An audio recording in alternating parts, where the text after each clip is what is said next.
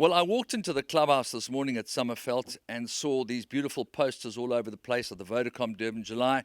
And of course, who should be on the poster? It happened to be a horse called Do It Again, who was victorious for Bernard Cantor, Nick Johnson, and of course, Jack Mitchell in last year's Vodacom Durban July. And this year, it's not rocket science to work out that these colors of the chairs that I'm sitting on are the colors of Gold Circle, and also just happen to be the colors of Do It Again. So whether it's by design or whether it's coincidence, I'll leave that for you to decide. There's no guest in this chair right now, but we'll be chatting to Mark Kahn very shortly about his chances on a horse called Made to Conquer, who's going to be running in the pink and green silks of Nick Johnson.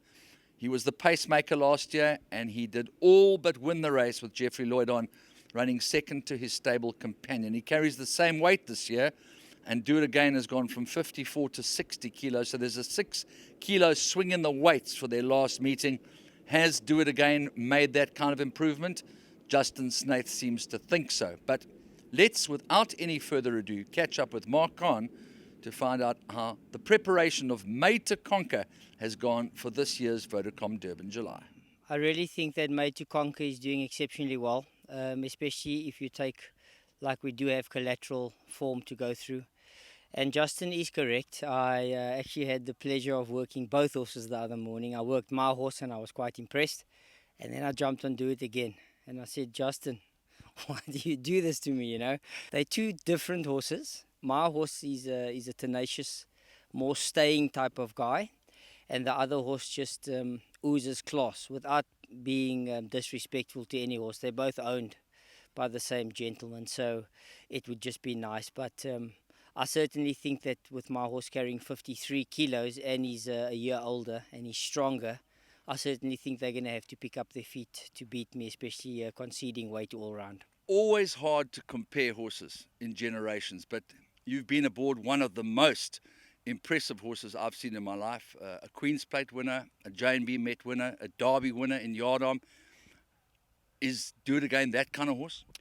I must say you couldn't have picked two better horses for me to form an opinion, and I'd say Do It Again certainly lives up and compares to Yardom. If I closed my eyes, I could be on Yardom. His action, his gait, his demeanor, everything about him just oozes the class that Yardom had, yes.